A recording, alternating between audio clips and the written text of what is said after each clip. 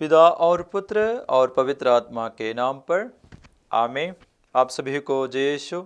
माँ मरियम का मध्यस्थता और प्यार आप सभी लोगों के साथ हो। आशा करते हैं कि हम सभी लोग इन्हीं दिनों में माँ मरियम के साथ मिलकर प्रभु से प्रार्थना करते हैं। रोज़री के माध्यम से ज़रूर मरियम का मध्यस्थता हमारे साथ है, ये विश्वास हम करते हैं। आज हम मरियम के साथ मिलकर ये मनोचिंतन करें, क्यों शैतान मरियम से इतना गुस्सा करते हैं और मरियम के साथ मिलकर जो प्रार्थना है रोज़री प्रार्थना से शैतान क्यों डरते हैं। बाइबल में एक वचन इस प्रकार है। सबसे पहले वो वचन हम सुनेंगे, प्रकाशना ग्रंथ अध्याय 12 वचन संख्या 17। इस पर पंखधार सर्प को महिला पर क्रोध हुआ और वह उसकी शेष संतान से युद्ध करने निकला, अर्थात उन लोगों से जो ईश्वर की आज्ञाओं का पालन करते और ईसा का दिया हुआ साक्ष्य सुरक्षित रखते हैं। देखिए ये वचन का पहला 2 लाइन, इस पर पंखधार सर्प को महिला पर क्रोध हुआ। ये वचन सच में आज प्रकट है। प्रकट रूप में शैतान ये गुस्सा प्रकट करते हैं और रोसरी से डरते भी है। इसके पीछे कुछ कारण है, 2-3 कारण है, वो बाइबल में हम देखेंगे। अभी इस वक्त हम पहला कारण को देखेंगे। इसका कारण यही है, उत्पत्ति ग्रंथ में ईश्वर द्वारा बताया गया प्रतिज्ञा कौन सा है? उत्पत्ति ग्रंथ अध्याय 3 वचन संख्या 15। उसमें प्रभु ने क्या कहा? शैतान जिसने आदि माता पिता को धोखा देकर पाप कराया और ईश्वर ने दिया अधिकार को, धरती पर मनुष्यों को दिया अधिकार को अपने ऊपर ले लिया, अपने हाथ में ले लिया। ये देखते हुए ईश्वर शैतान से ये कहता है, मैं तेरे और स्त्री के बीच में, तेरे संतति और स्त्री के संतति के बीच में शत्रुता उत्पन्न करूंगा। वह तेरा सिर कुचल देगा और तू उसकी एड़ी काटेगा। मैं तेरे और स्त्री के बीच, तेरे वंश और उसके वंश में शत्रुता उत्पन्न करूंगा और ये स्त्री और पुत्र मिलकर तुम्हारा एड़ी काटेगा। इधर एड़ी काटेगा मतलब शत्रु शैतान का अंध। एड़ी काटा जाता है फिर चल फिर नहीं पाएगा, माने मृत्यु के बराबर एक जीवन। तो इधर ईश्वर एक आशीर्वाद देता है, इधर ईश्वर शैतान को एक चेतावनी देता है। ऐसा एक समय आएगा जब एक स्त्री और उसका संतति मिलके तुम्हारे अधिकार को छीन लेगा, तुमको पराजित करेगा, तब तुम्हारा मृत्यु होगा। नए विधान में मां मरियम यीशु मिलके शैतान का आधिपत्य को समाप्त करते हुए, कैसे? आज्ञा का पालन करते हुए, दुख सहते हुए। मां मरियम सबसे पहले आज्ञा का पालन करते हैं। प्रभु मैं आपके दासी हूं, आपका कदम मुझ में पूरा हो जाए। सबसे पहला आदम और हव्वा आज्ञा का तिरस्कार किया, प्रभु ने मना किया, फल खा लिया, खुशी मनाया। नए विधान का आदम यीशु 40 दिन का उपवास प्रार्थना के बाद पत्थर को रोटी बनाकर खाने के लिए शैतान ने प्रेरणा दिया। इतना भूखा था यीशु, फिर भी अपने पास शक्ति होते हुए भी शैतान का बात नहीं माना, पत्थर को रोटी नहीं बनाया और अपना भूख को नहीं मिटाया। इस तरह शैतान का बोली के कारण अपना खुशी नहीं मनाया। इतना भूखा था, इतना दर्द था, फिर भी शैतान का बात नहीं माना, बल्कि यीशु के पास अधिकार था पत्थर को रोटी बनाने का। इस तरीके से शैतान के अधिकार को किनारे कर दिया। उसी से यीशु का लड़ाई शैतान के खिलाफ शुरू हो गया। मरियम भी इस तरह मरियम के बारे में लिखा है, ईश्वर ने क्या कहा? ईश्वर इस तरह कहने के लिए स्वर्गदूत गब्रिएल को भेजा, मरियम डरिए नहीं। इस तरह हम पढ़ते हैं, प्रणाम मरिया, कृपा से पूर्ण, प्रभु आपके साथ है। प्रभु आपके साथ है, कृपाओं से तुम परिपूर्ण है और प्रभु आपके साथ है। देखिए, शैतान प्रभु से डरते हैं, ईश्वर से डरते हैं और यीशु से डरते हैं। और इधर लिखा है, मरियम तुम्हारे साथ ईश्वर है, प्रभु आपके साथ है। तो शत्रु शैतान को मरियम से डरना ही पड़ेगा, क्योंकि मरियम के साथ कौन है? ईश्वर है।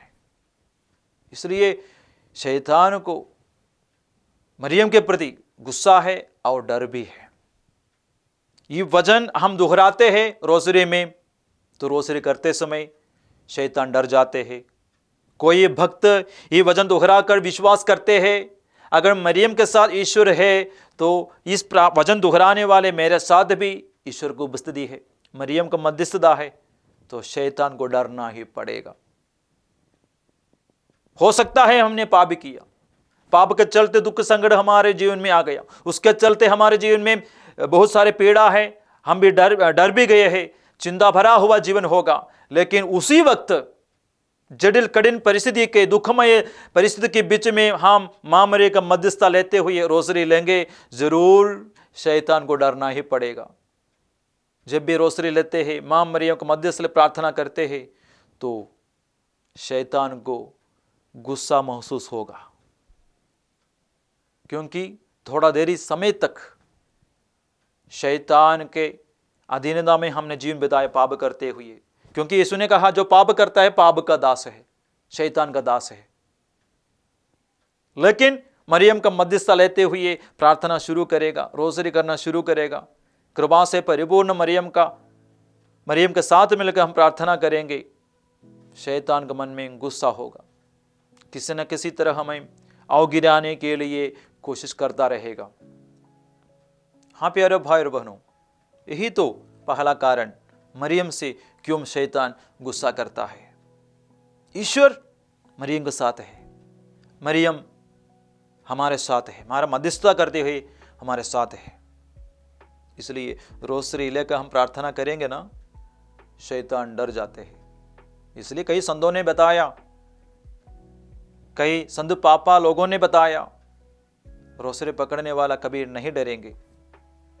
रोज़री करने वाले परिवार वालों के जीवन में, परिवार में शैतान का अधिकार नहीं होगा। शैतान किसी न किसी तरह वो परिवार को पराजित नहीं कर सकते, किसी तरह हावी न होने नहीं देंगे, क्योंकि मरियम का मध्यस्थता वही परिवार में है। इसलिए कोई भी व्यक्ति जो रोज़री लेते हैं, रोज़री पकड़ते हैं, रोज़री करते हैं, खराब नहीं होंगे। इसलिए अपने जीवन में हम रोज़री लेते हुए हमेशा प्रार्थना करें, हमको डरना नहीं पड़ेगा। विशेषकर जटिल कठिन परिस्थितियों में, प्रलोभनों के बीच में रोज़री लेकर प्रार्थना करके देखिए, हमको बहुत शांति मिलेगी, बहुत ताकत हम महसूस करेंगे। मेरा कुछ अनुभव बताना चाहता हूँ। 2-3 रिट्रीट सेंटरों में इतना 10 साल समय बिताया, उसके बीच में मैंने ऐसा कुछ चमत्कार देखा। विशेषकर आबदोदोष से ग्रसित लोगों को ले आते समय वे चिल्लाते हुए, तड़पते हुए सेंटरों में आए। उसी समय कई तरह का प्रार्थना करते हैं, हम रोज़री करते हैं, क्रूस का प्रार्थना करते हैं, यीशु नाम दोहराते हैं, लूकास का सुसमाचार अध्याय 10 वचन संज्ञा 17, 18, 19 दोहराते हैं।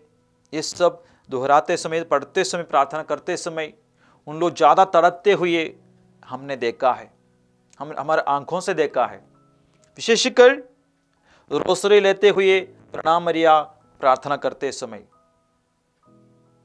अबदोदोष से ग्रसित लोग, ज़्यादातर लोग आंग बंदे करते हुए बैठे हुए होंगे या चिल्लाते हुए, ऐसे तड़पते हुए दिखाई देता है, आंग बंद करते हुए। उसके ऊपर उसके साथ क्या करता है उन लोग ध्यान नहीं दे पा रहे हैं। जब जब उन लोग आंख बंद करते हुए चिल्लाते हैं, उसके सिर के ऊपर रोसरे रखते हुए प्रार्थना करते हैं, तुरंत अपने हाथ से सब कुछ हटा देने का कोशिश करते हैं, बल्कि उन लोगों का आंख बंद है। तो उनको कैसे पता चलता है कि उनके सिर के ऊपर रोसरे पकड़कर प्रार्थना कर रहे हैं? तो ये रोसरी करते करते करते कम से कम आधा पहुंचते हैं, कम शायद 10 प्रणामर्य बोलते होंगे, शायद 20 प्रणामर्य बोलते होंगे, उसका आधा जगह में पहुंचते ही उन लोग ज्यादा चिल्लाते हुए दिखाई दिया है, ज्यादा चिल्लाते हुए, जोर जोर से चिल्लाते हुए, और जल्दी नीचे गिर जाते हैं और ज्यादा तड़पते हुए दिखाई दिया है। लेकिन रोसरे समाप्त हो जाता है, उन लोग धीरे धीरे शांत भी हो जाता है। इस सारा प्रार्थना के बाद उन लोग एकदम शांत हो जाता है, एक छुटकारा महसूस करते हैं और धीरे धीरे आंख खोलते हैं, आराम से बैठते हैं, शांति महसूस करते हैं। ये मैंने भी देखा है। माने उतना शक्ति है रोसरी में भी, अन्य प्रार्थना के साथ भी रोसरी में भी शक्ति है। इसलिए हम अपने जीवन में हर परिस्थिति में, विशेषकर डरा हुआ परिस्थिति, जटिल कठिन परिस्थिति, उसके बीच में हम रोसरे लेकर हम प्रार्थना कर सकते हैं, क्योंकि हमें डराने वाला अंधकार का शक्ति है। शैतान का काम हमको डराना है, हमको फंसाना है, हमारे मन में डर भर देना है। बल्कि ईश्वर का काम क्या है? हमको डर से बाहर निकालना। इसलिए यीशु ने क्या बोला है? डरो मत, मैं तुम्हारे साथ हूं। ईश्वर कहता है डरो मत। शैतान क्या क्या चाहता है? हम डर जाए।